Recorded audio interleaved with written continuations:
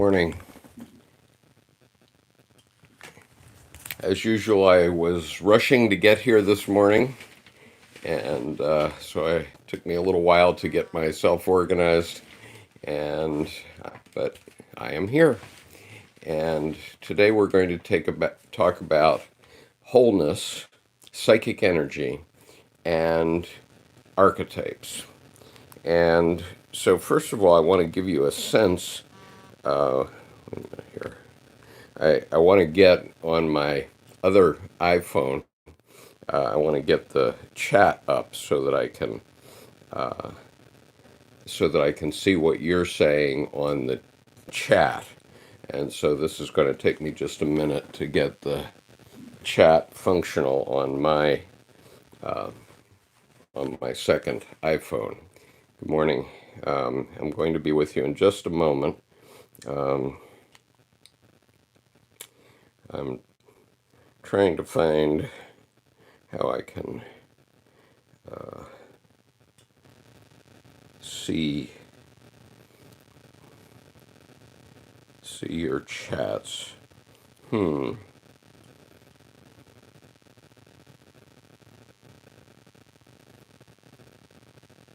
I had it last night, but seems to be escaping me at the moment. And I don't want to keep you waiting, so I'm going to begin without it. And so this will mean that I may not have the chats, and I may only be able to see your chats from a distance, and that's going to be difficult. But let me just see here.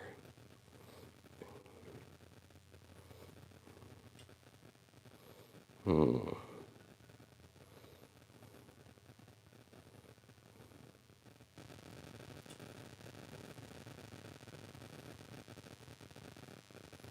Okay.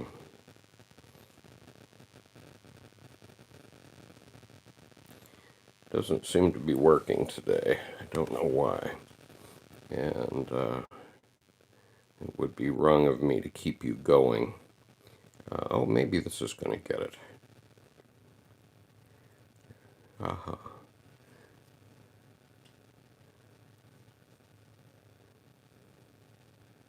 All right. So, what I'm going to do today is I'm going to talk about um, wholeness, psychic energy, and archetypes. And the first thing I want to do is read to you a short passage from this book, which is called Psychic Energy, Its Source and Its Transformation. And as you might guess, we all need energy to do anything. And so Esther Harding, who is the author of this book, was a first generation disciple of Dr. Jung's. And let's see here. Let's see if I can get this looking a little bit better on the screen. I don't seem to have very good light today because we have a cloudy day, and I'm relying on my windows. Sorry about that. Okay. So I assume you can hear me all right. I'm using the same microphone I was using last night at Sammy's, and that seemed to work pretty well for people. So if you can't hear me, please say so in the chat. Okay. So Esther Harding, psychic energy. She says something very profound and important on page 3 of this book. The very first thing she says. And first, she has this is in the introduction to her book. And great, thank you for letting me know. This is in the introduction to the book. And first, she has a little couplet which says, "The forms that swim and the shapes that creep under the waters of sleep." And so, what she's talking about is psychic energy here and how we get it, where it is, and so on. And so she says, has a profound first paragraph that I hope that everyone will pay attention to. Beneath the decent facade of consciousness, with its disciplined moral order and its good intentions, lurk the crude instinctive forces of life, like monsters of the deep, devouring, begetting, warring endlessly. They are for the most part unseen, yet on their urge and energy life itself depends. Without them, living beings would be as inert as stones. But were they left to function unchecked, life would lose its meaning, being reduced once more to mere birth and death, as in the teeming world of the primordial swamps. In creating civilization, man sought, however unconsciously, to curb these natural forces and to channel some part at least of their energy into forms that would serve a different purpose. For with the coming of consciousness, cultural and psychological values began to compete with the purely biological aims of unconscious functioning. Throughout history, two factors have been at work in the struggle to bring about the control and discipline of these non-personal, instinctive forces of the psyche.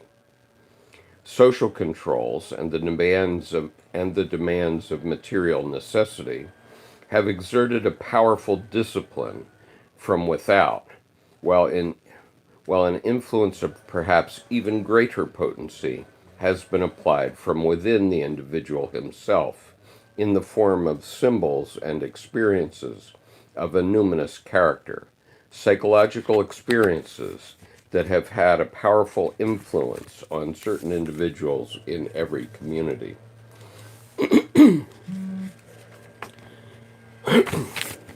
So powerful indeed were these experiences that they became the core of religious dogmas and rituals that in turn have influenced the large mass of the people. That these religious forms have had power to curb the violence and ruthlessness of the primitive instincts to such an extent and for so long a time is a matter for the greatest wonder and amazement. It must mean that the symbols of a particular religion were peculiarly adapted to satisfy the urge of the conflicting inner forces, even lacking the aid of conscious understanding, and in many cases, without the individual's having himself participated in the numinous experience on which the ritual was originally based. So long as the religious and social forms are able to contain and in some measure to satisfy the inner and the outer life needs of the individuals who make up a community, the instinctive forces lie dormant. And for the most part, we forget their very existence. Yet at times they awaken from their slumber, and then the noise and tumult of their elemental struggle break in upon our ordered lives, and rouse us rudely from our dreams to peace and contentment. I'm sorry. I will read that sentence again.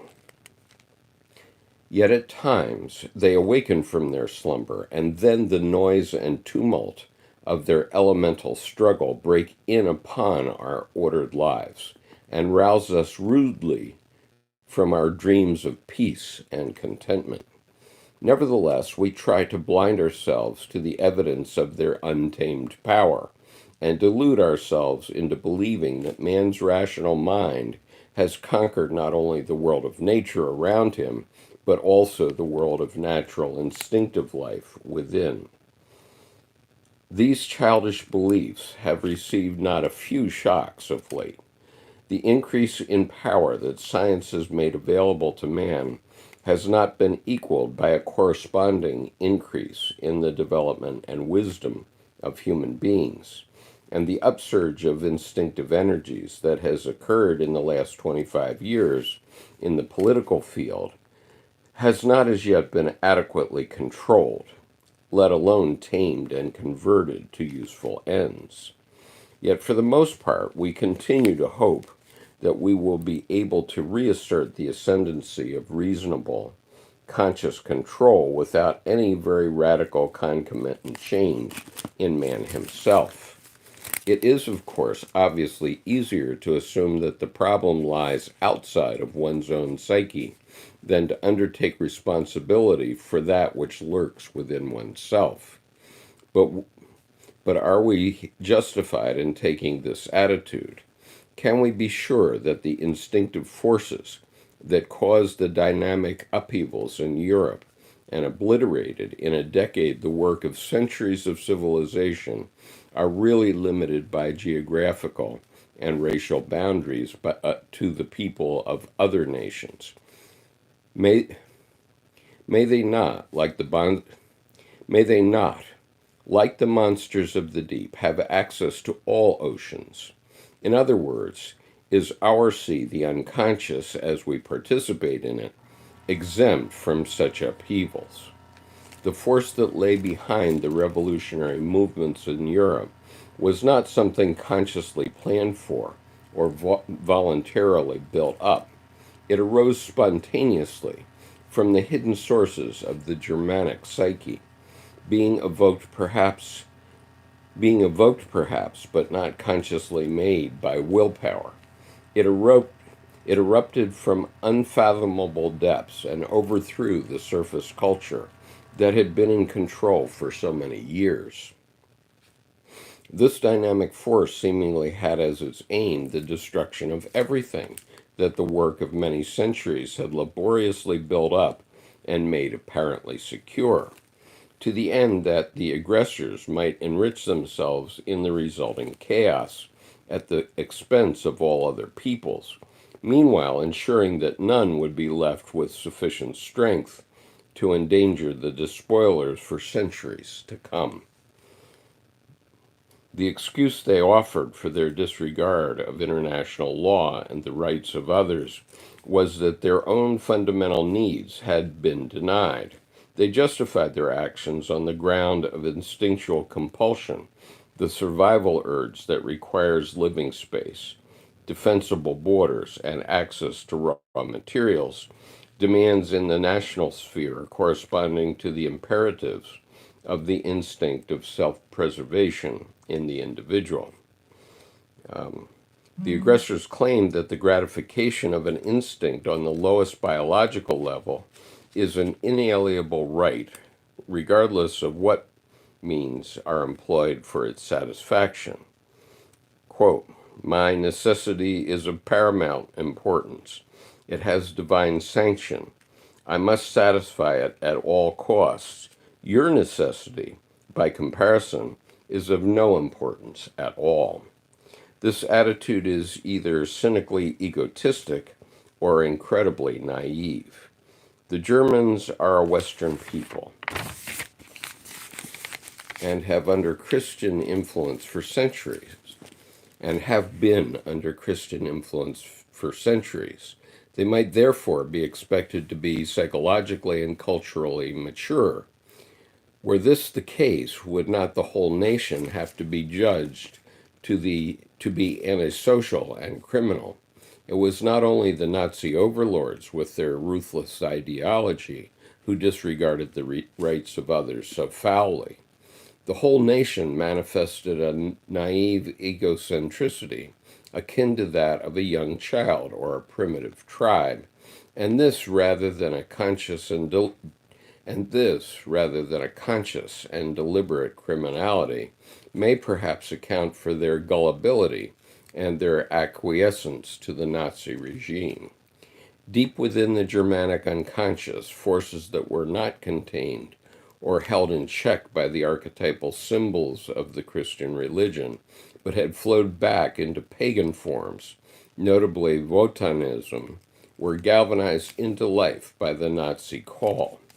For that which is the ideal or the virtue of an outward culture is the antisocial crime of its more evolved and civilized successor.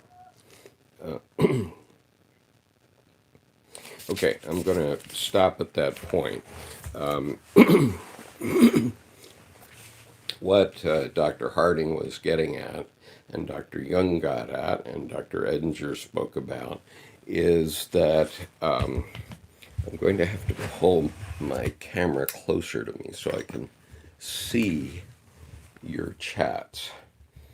And I just missed that last long one, so if you could repeat it for me. I still don't have my chat going on my cell phone, my other cell phone.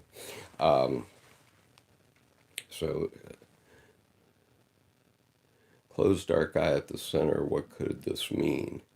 I'm not sure what we're talking about here. And so I'm going to go on. So the point of these disciples of Dr. Jung and Dr. Jung himself was that World War II and World War I were both psychic epidemics. And they just swept through the population and they were unstoppable. And so now we know that risk. At least some people in authority do. But the problem is, do we have enough that can control what's going on? And so today I wanted to talk about how we develop and self and psychic energy. So first of all, let's talk about the unconscious. Things happen in our bodies that we have no awareness of and never will have. And so, for example, in everyone's body, our cells replenish themselves, or at least most of our cells. Some say the brain cells don't, but other cells in our body, like our skin and hair and everything else, replenish themselves at least every 7 years. So you are not the same creature that you were 7 years ago, with the exception perhaps of your bones and your brain. Otherwise, everything is new. And that process goes on all the time. We never think about it, and it always happens.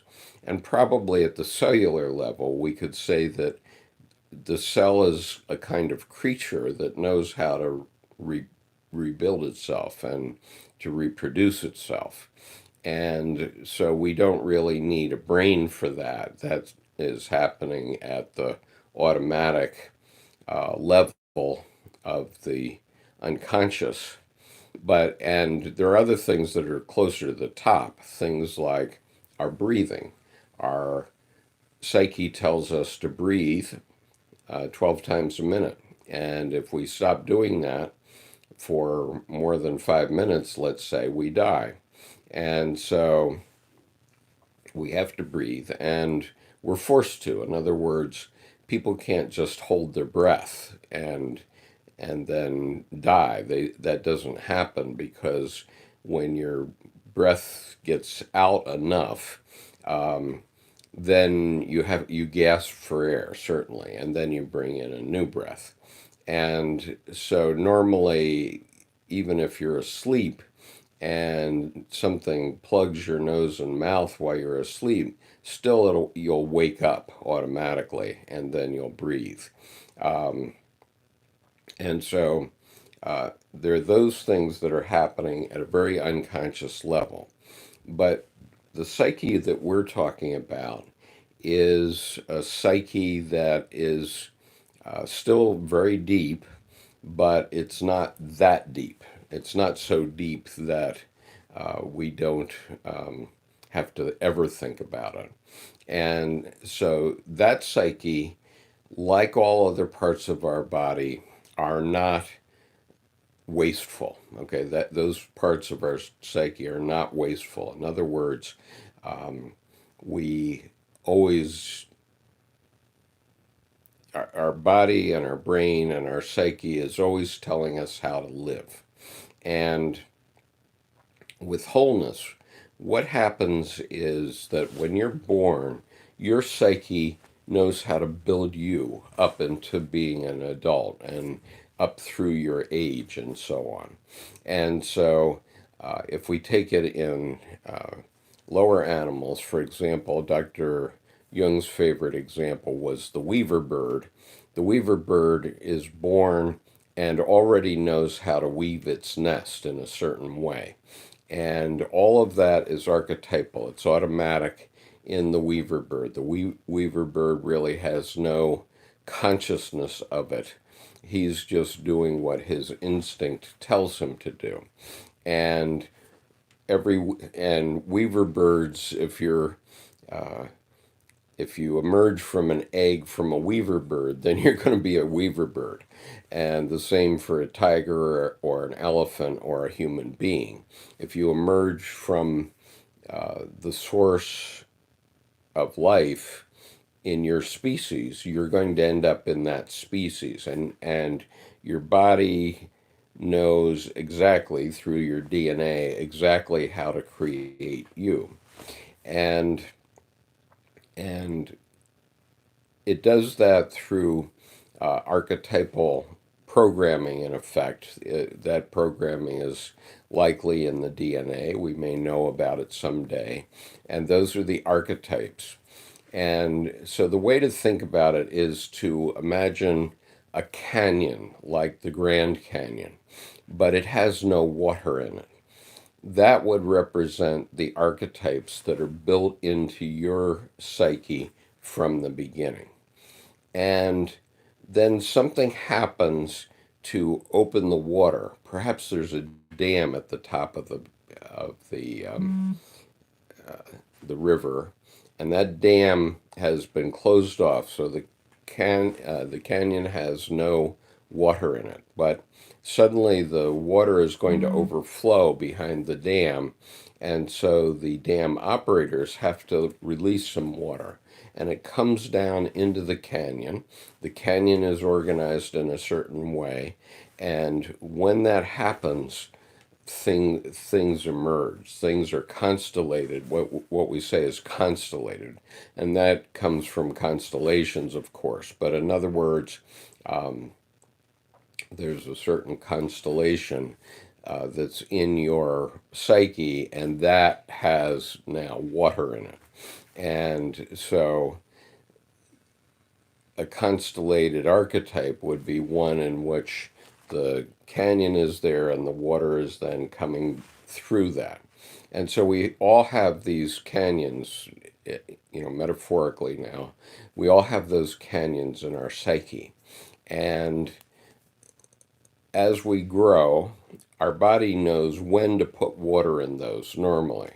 But then something unusual happens, something like the BTS album that's going to be dropped on Friday, Map of the Soul Persona. And suddenly, completely new ideas you never thought about before, are filling those canyons, filling those archetypes. And we really don't know what that's going to mean. But we know it's going to be big, okay, because the imagery that has already been shown in that music video and many others, the Persona music video that Kim Namjoon did, and many others that they'd done before, are going to are going to constellate archetypes within you if you're listening to BTS music or watching the videos more precisely. I'm not sure it really happens if you just listen to music. I mean, music is very nice, and what it does, at my age, I would have some music that means something between my wife and me. That we would say that's our song, and whenever we hear that song, it puts us in a certain mood, and so we love that song, whatever the song is. And so that's not constellating an archetype so much as just causing us to remember a nice feeling that we had at one time. But when something constellates an archetype, it's breaking through to the unconscious and it's filling these archetypes with water, which is the constellation, and then anything can happen. And so, what Esther Harding was talking about in the passage that I just read is that when Adolf Hitler rose to power, and by the way, this book was written in 1949, so when she talks about 25 years ago, she's talking about 1926 and later when the Nazi regime rose to power in Germany, and the same happened in the Empire of Japan. And the same happened in Italy too, by the way. And so what Hitler and his henchmen did was cause the constellation of a certain archetype that was very, very deep in the unconscious of the German people. And that archetype was based on the myth of Wotan or Odin in Norse mythology.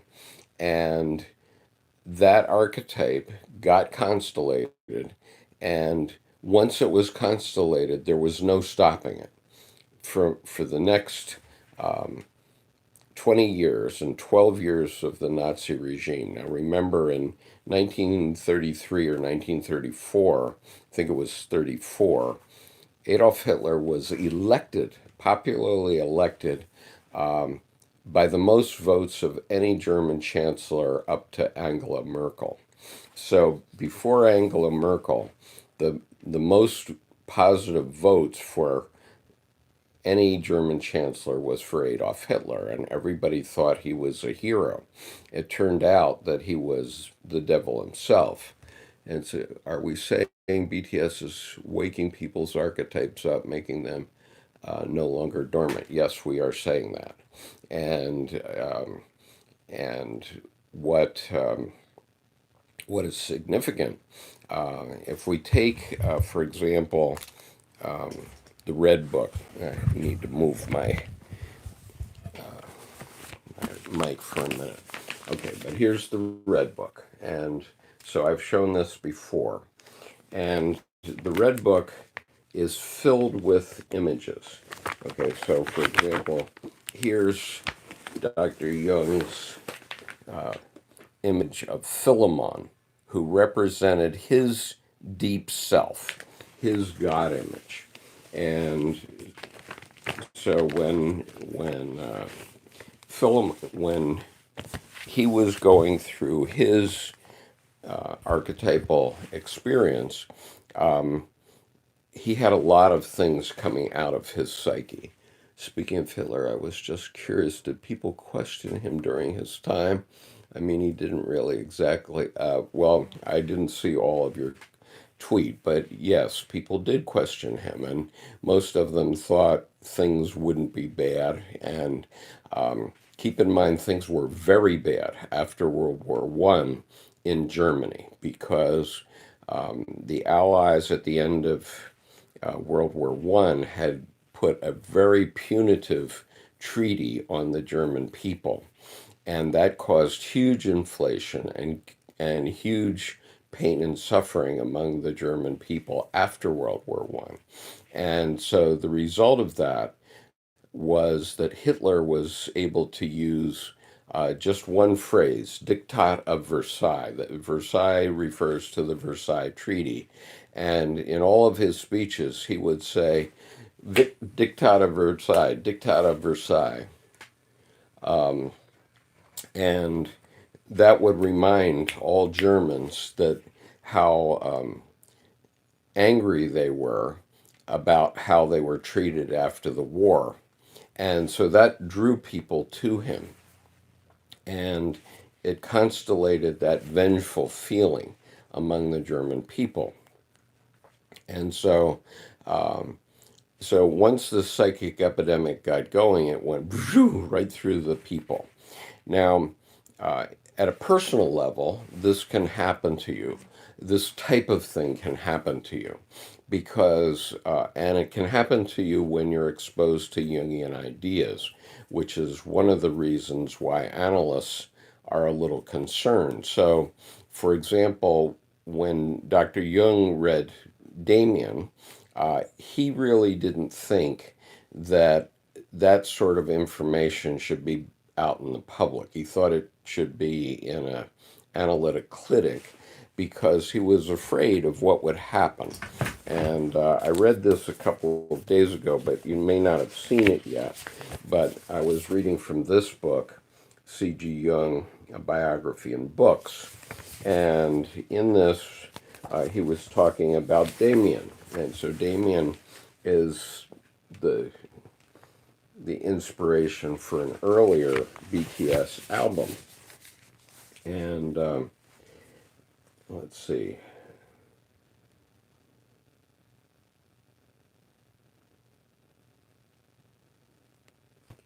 Let's see. Anyway, somewhere here it says that he was doubtful that this should be out in the public, and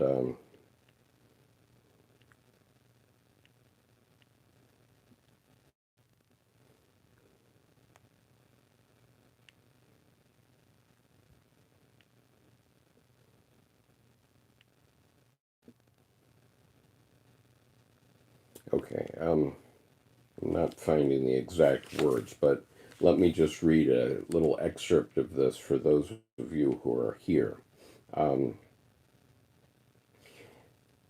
so I'm reading from this section called Psychology as Literature, and on the facing page is the cover of Hermann Hesse's book. Jung's close literary contact was with Hermann Hesse. In 1916, Hesse underwent analysis with Jung's associate Joseph Lang, with whom he formed a close friendship. Lang gave Hesse a copy of Jung's Septem Sermones ad Mortuos. That's the 7 Sermons of the Dead, and that's a very profound set of sermons which I have read into the YouTube channel, and you can find it in a playlist on the front page of this channel. I think it's 8 videos, but in any case, and certain concepts, particularly Jung's depiction of the god Abraxas. Okay, and remember that Damien tells Emil Sinclair about Abraxas in the book Damien. Found their way into Hesse's novel Damien. The protagonist of the novel, Emil Sinclair, encounters the mysterious figure of Max Damien, from whom he learns of Abraxas. The work was first published under the pseudonym of Emil Sinclair.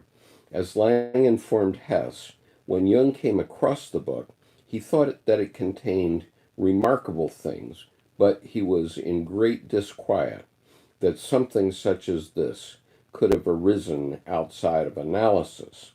Lang then informed Jung that Hesse had written the book, and Jung wrote to Hesse, quote, "Your book hit me like the beam of a lighthouse on a stormy night. A good book, like every proper human life, must have an ending. Yours has the best possible ending, where everything that has gone before runs truly to its end, and everything with which the book began begins over again, with the birth and awakening of a new man.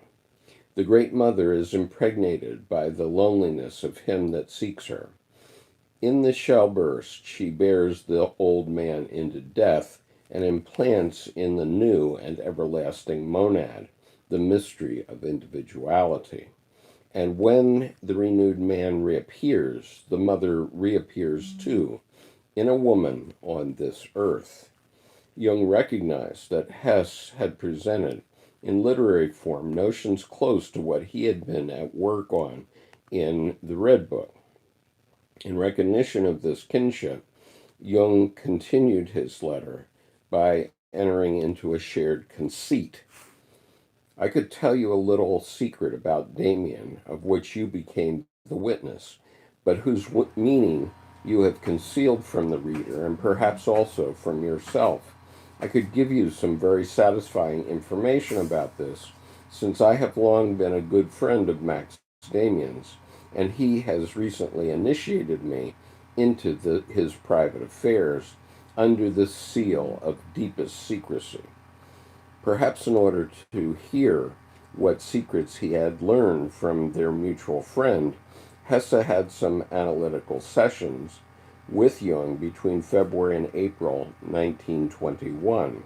Of Hesse's subsequent novels, Siddhartha and Steppenwolf, Jung later noted, they are, to a certain extent, the direct and indirect result of certain talks I had with Hesse.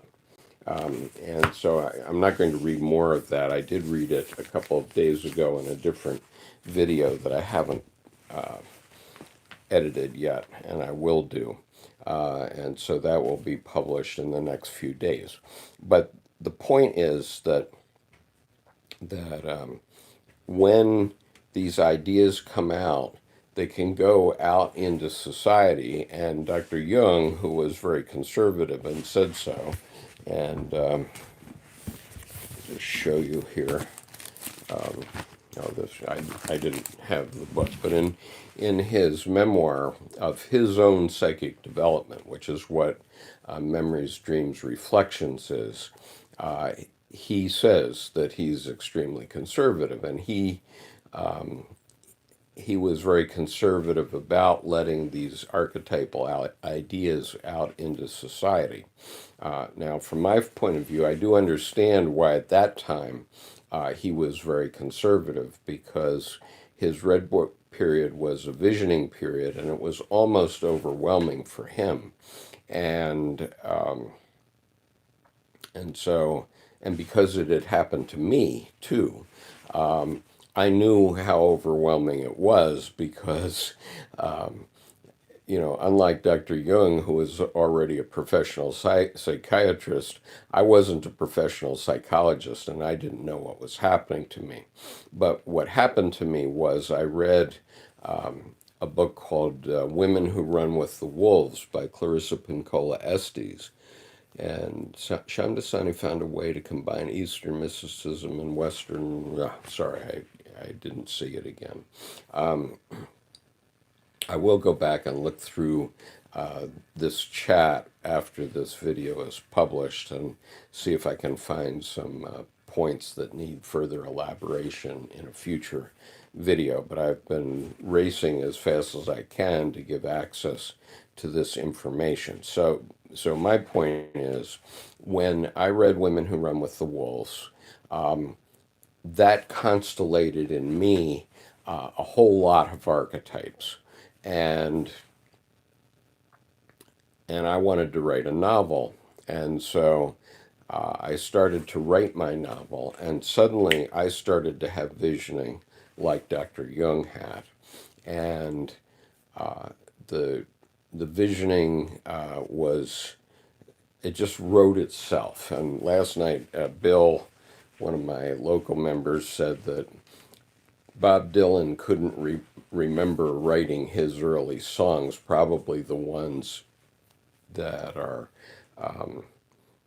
that got him the Nobel Prize for Literature, and I still to this day don't remember actually writing the novel that I wrote. It wrote itself directly from my deep unconscious, and the way it happened was that every morning at 6 a.m., the heroine, the name of the novel is Meiko, Memoirs of a Woman, Meiko.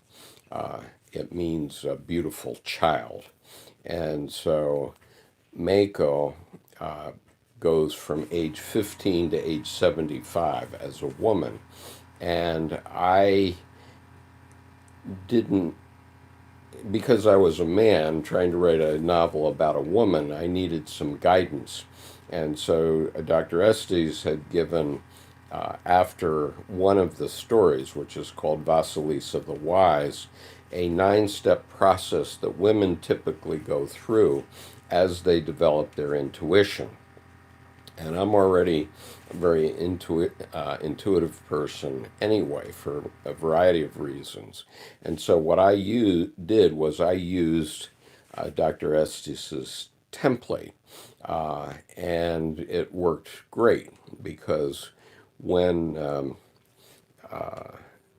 when I've had women read this novel, they have all loved it. And so I know that it spoke to women very deeply. And I was actually worried about some of the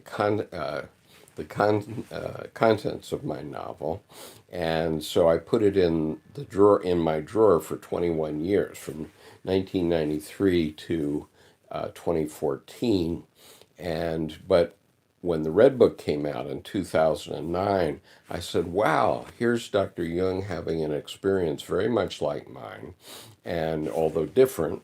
And so maybe it's not so bad after all, and maybe I can pull my novel out, which I did, and it's now online. I wrote it under a pen name, which is David Garrettson. Um, and so it's called Mako Memoirs of a Woman. And uh, just be careful. It has adult content, and you don't want to get into it if that will disturb you. And some of it is pretty intense. Um, and so there is shadow material in there and so on. But the point is that when I read Women Who Run with the Wolves, that constellated a bunch of archetypes in my own unconscious. And so now with BTS Map of the Soul Persona coming out, that is going to do the same thing to probably a few million young people from Friday. And let's see. Yeah, maybe my book will become a bestseller. That would be good. I'm not sure it will actually happen. Uh, but anyway, if it does, it does. But the point is that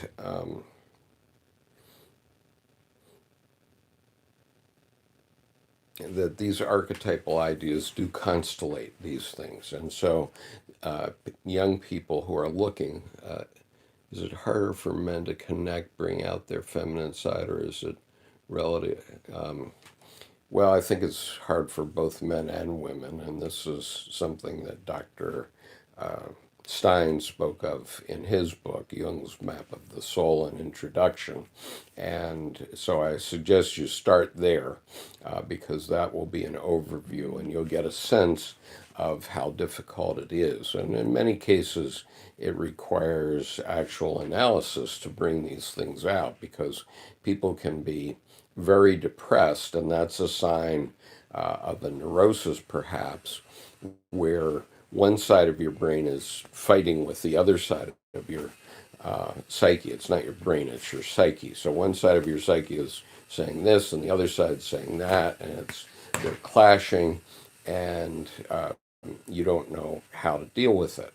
And so there's the Freudian approach to that, which we see in modern medicine, where if Freudian, well, I'm not a mental health professional, so I'm not going to say what I was going to say. But what I would say is that my understanding is that these days a psychiatrist uh, would issue some medication which would ease your depression, but it's like putting a band-aid on a flesh wound, something like that. I mean, it would be, it's just not enough. And so then they basically hook you on having opioids or something for life to keep your depression repressed.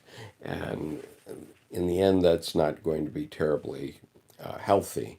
But with Jungian psychology, the effort would be to go deep and have it come up and bring it into your consciousness so that you are aware of what is happening.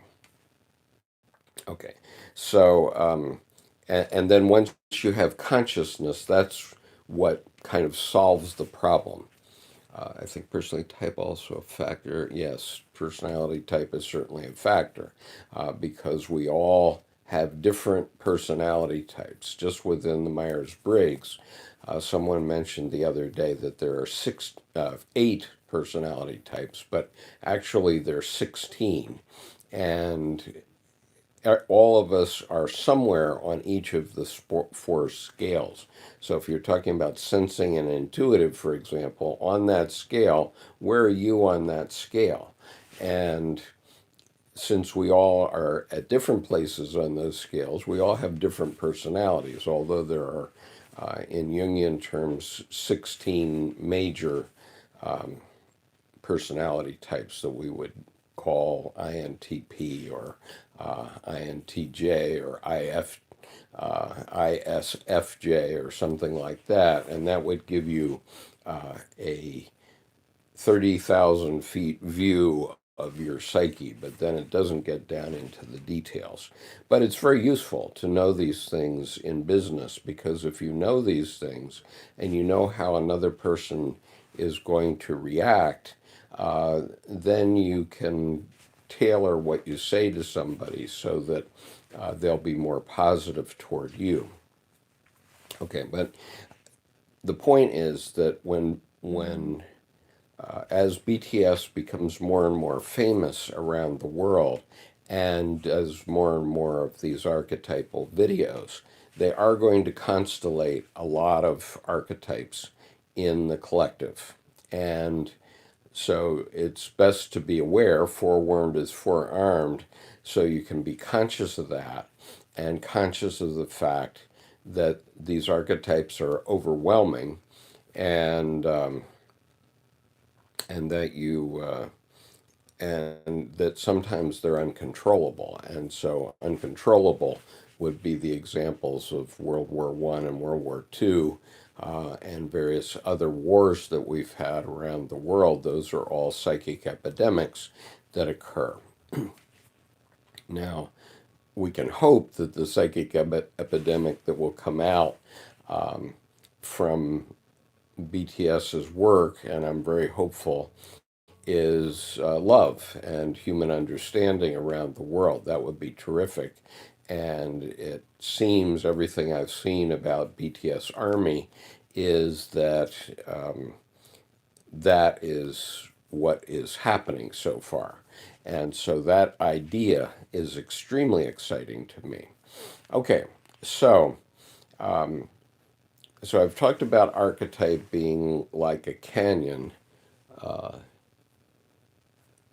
And Vincent says free expression of art helps and continues to help. And so, yes, if you're depressed or if you're, if you feel that you might need psychic help, one thing to do is is to do something creative. It doesn't matter what. I mean, my form of creativity right now is doing these videos, and And so you're communicating directly with myself now. My conscious ego is not involved here. I'm giving you directly what's coming from the unconscious as it comes.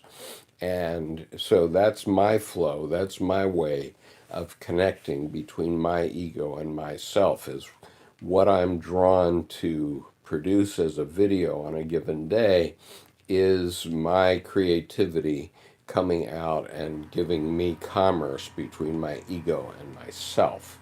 But it doesn't mean you have to go out and make a lot of videos. It means you might want to start painting or drawing or writing a book or a novel or doing choreography for dance. It can be any number of things. And all of those things are creative acts. And when you do a creative act, it starts to communicate with your unconscious. And you don't have to be creative. I mean, one of the things that people think is funny is the popularity of adult coloring books, believe it or not. And we all, when we're little children, they give us a coloring book and a few crayons, and we learn to draw within the lines. Okay, well, that's training for civilization later because the idea is the powers that be want to keep you between the lines. They want you to stay on this rule of culture. And so they give these to children, they're teaching you to draw between or color between the lines. And so that's kind of a training in the logos style world. But for adults, it can also be a way of communicating with yourself. And I want to give you an example. My mother-in-law got very interested in these things a couple of years back, and she started to do coloring for me. And a couple of Christmases back, my wife gave me an adult coloring book with mandalas in it, and she gave me a set of 24 colored pencils. So I said, okay, I'll play along. So one evening I sat down in front of the TV and I had my image in front of me. What I did was I made a photocopy of the page so I wouldn't mess up my coloring book. And so I had a photocopy of a mandala or something like that. And what I would do is I would look at each space that was in the coloring book, and then I would let my hand or my finger go back and forth over the colors, just unconsciously. I just let it go randomly, and then some impulse would bring my finger down on this pencil. And so I'd pick up that pencil and I'd fill in that space. And then I would repeat the process, rinse and repeat. And so I did this for about an hour. So I'd identify the place that I wanted to color. I'd let my finger go back and forth across the set of 24 colors. And I would pick the color that my impulse said I wanted. And after an hour, obviously I was filling in colors by that time, but after an hour, I just broke into sobbing tears. And so what that told me was that it connected with myself very deeply. Okay. In other words, it was a way to break through from my ego self from my ego to myself. Now we have to keep in mind that in Jungian psychology, it's contrary to all other psychologies in that in other psychologies and in religion, the when we talk about self, we're talking about ego. But in Jungian psychology, we're not talking about ego at all in that respect. In Jungian psychology, we are talking about the deepest archetype in the unconscious of every human being. And so to connect with that is extremely powerful. And when it happens to you, it's a religious experience. Trust me on this. It's a religious experience. And when you have that connection, from then on. Phoebe says, I'm obsessed with mandala coloring books. Since using them, I have insights beyond belief. I'm sure that's true. And I was asked about mandalas yesterday. And mandalas are extremely powerful because they represent a settling down. They represent wholeness, and that's what I'm going to talk about next is wholeness.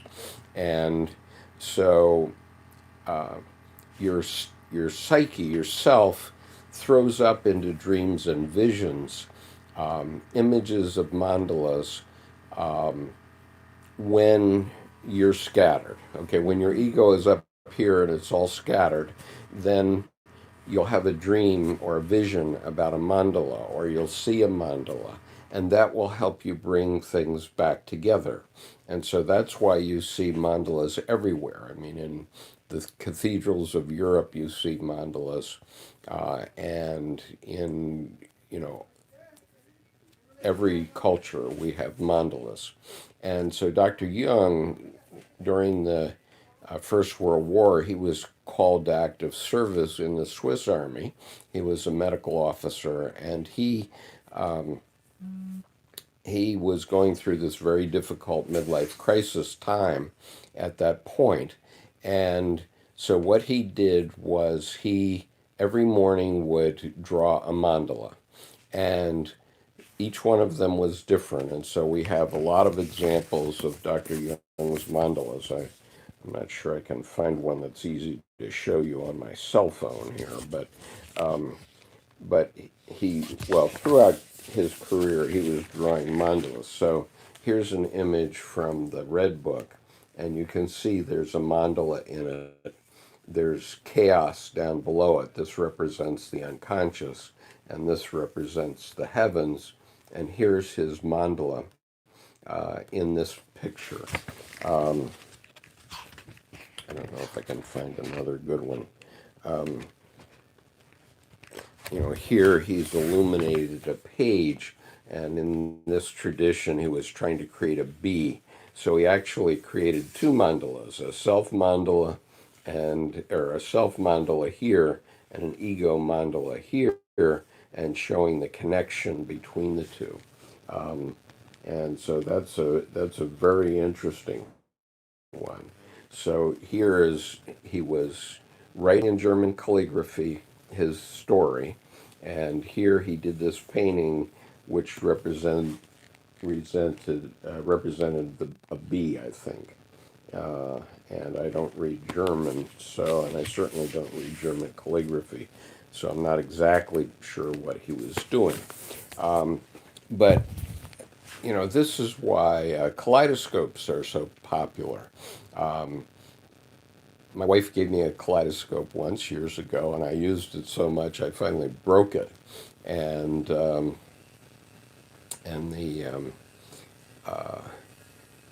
but in a kaleidoscope, things are changing, but they're always remaining in the form of a mandala. When you stop in a kaleidoscope, you still have wholeness, okay? And so wholeness is a basic idea here that we have to be aware of, and that is that your psyche, your deep unconscious, is trying to create you, okay? There's specific DNA in you, and your psyche wants that to be how you come out. And so you know, every creature unconsciously knows how to become itself. An oak tree knows how to become an oak tree, and every oak tree is different, but we can recognize them all as oak trees, and so it is with human beings. And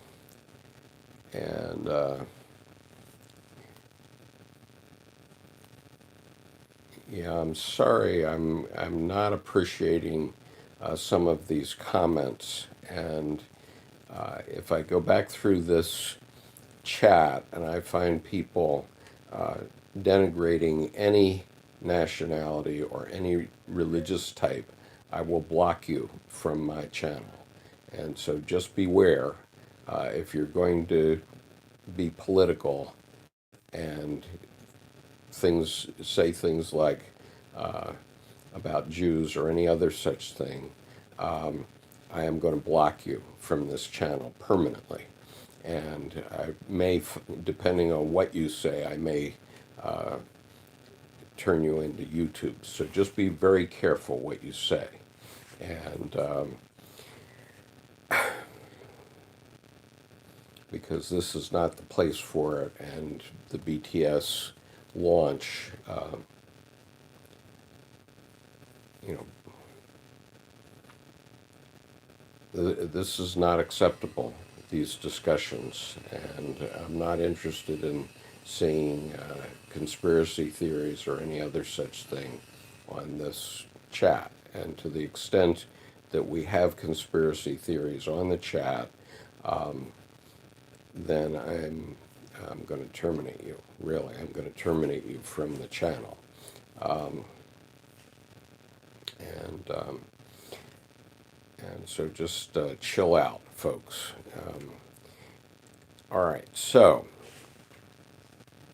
All right, so talking about wholeness, your psyche knows how to create you, and every creature, the psyche of that creature knows how to create it. And so I'll give you a very good example of how this works. We have osprey in my neighborhood. Now, osprey are seahawks, and what they like to do is they like to build their nest out on a day mark out in the middle of the Chesapeake Bay where they think they're safe. And so in the osprey species, there are um, there are certain archetypal things that happen, and men and women have somewhat different archetypes because remember that men and women are different and have different functions in life, and we men have to remember that we cannot create life.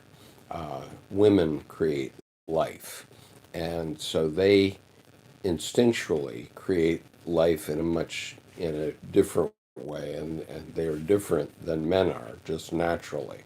And so, but let me give you an example of how the archetype works in the osprey. The male osprey has to do three things.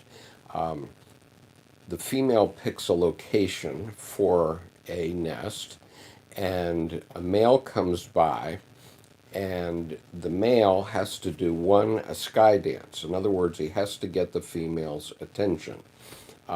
Number two, he has to bring her a fish. So the female knows at some level, at an archetypal level, that when she's raising the young and delivering eggs to produce young, she's going to be tied up for 40 days during the incubation of the eggs and for another 2 months while the babies are raising up and getting strong enough to fly. And so she needs to know that the male is going to feed her and to take care of things. So the second thing the osprey male has to do is he has to bring the female a fish. And then the third thing is that the male then has to build a nest, and with the help of the female. But usually it's the male bringing in the sticks, and the female is screaming at him because she doesn't like this stick or she doesn't like where he put it or whatever it is. But ultimately, the two ospreys get the nest built. Um, and And so those are archetypal functions. And so when the archetype of reproduction is constellated in the osprey, that's what they do. And you can see that same archetype in human beings because when a man is courting a woman, it's very customary for him to, number one, get her attention in some way. Number two, to start producing, start taking her out to dinner and that sort of thing, so that she can see that he can afford to take her out to dinner and so on. And then, of course, the next step is to have a marriage, and then it's the male normally that has to produce the funds to create the nest, the the house or whatever it is, the apartment where the new married couple can live. And sometimes this is a woman, and I readily admit that, and I'm making no comment about that, but I'm talking about archetypally what comes through us. Um, okay,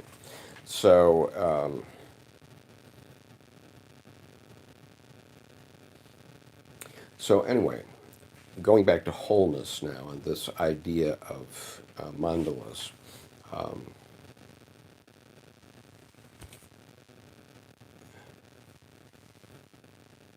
I'm going to go through these chats later, and I'm not.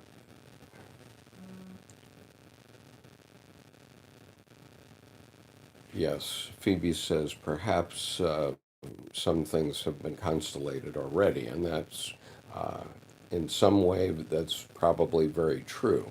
And so we have to recognize that uh, when people are participating in trolling, that's a representation of their shadow, and it's also a representation of the shadow of society. And so, if you want to know what shadow means, that's what it means. Um, and it's unfortunate, but some people are like that. Um, and when you hear me speaking uh, like a angry father about that, that's archetypal too, and that's society trying to create boundaries beyond which we should not go. Because if we constellate all these um, evil things in trolling, then we're going to have a terrible time ahead of us. And so you have to um, you have to realize that. I mean, in the case of Adolf Hitler, the the evil couldn't be done away with until all the crockery in Germany was broken. Okay, until every city had been bombed, millions of men and women had been killed, and only after it was totally leveled and the reaction from the Allies came forth to force that evil out of the system, only then could we regenerate and have a new world. And so at the end of World War One, there was this terrible mistake of the Treaty of Versailles, which was very punitive on the Germans. And at the end of World War Two, instead we had the Marshall Plan. And so instead of being punitive toward Europeans who were involved in the war, we actually helped them rebuild their countries. And so the same thing happened in Japan. And I was very surprised in my own experience when I first went to Hiroshima because I thought people would look at me in a hateful way and so on. And I was very surprised to find that the people of Hiroshima are the most loving and kind people in all of Japan. And um, I found that everywhere I went in Hiroshima. And the only thing they say about it is, uh, have you visited our Peace Museum? So the people in Hiroshima want you to visit a museum that shows um, what they went through. So they want you to know of their experience, but not more, because the people who might really be vengeful, of course, were all dead. And what happened immediately after the bombing of Hiroshima and Nagasaki, we didn't know what the consequences of radiation would be and so on. But the United States flooded help into those areas. We flooded soldiers and doctors and so on to reestablish society and to treat the survivors who were injured and so on. And so what I found was that um, they seemed very grateful, the people that survived. Um, and, uh, I have had Japanese say to me that they were glad that the Americans had ended the war, not necessarily in this way, but had ended the war because they knew if there was going to be an invasion of Japan, that they were going to send 15-year-old girls down to the beaches with sharpened bamboo sticks to fight the American troops landing. And of course, that would have been even more horrific, maybe 1 million casualties for an invasion of Japan. And so we have to understand how human beings respond to different stimuli. And so, anyway, so you have a psyche that is trying to create you, a wholeness. And it's always pushing that through you. And so when your psyche is sending you a dream or a vision, it isn't doing that casually. It's not random stuff. It's actually trying to say something to you. And this is how this is how we learn what our psyche is doing. So when Dr. Jung talks about if you don't individuate, you will anyway things will happen to you, and you'll call it fate. So the point is, if you individuate and become very conscious of yourself, both the good side and the bad side of yourself, and can wake up to be conscious about that,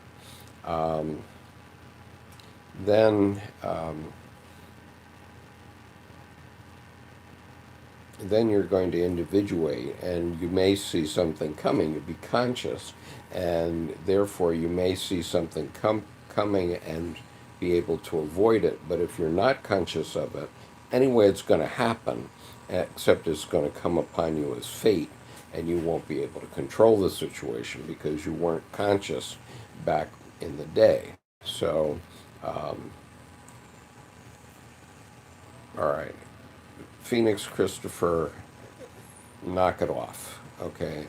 This isn't the place for a discussion like that. And I'm going to terminate this live feed at this time, and I will come back tomorrow, but I am not approving of these kinds of things. And what I'm going to do is I'm going to block Phoenix Christopher from my channel so you can enjoy the next couple of minutes. And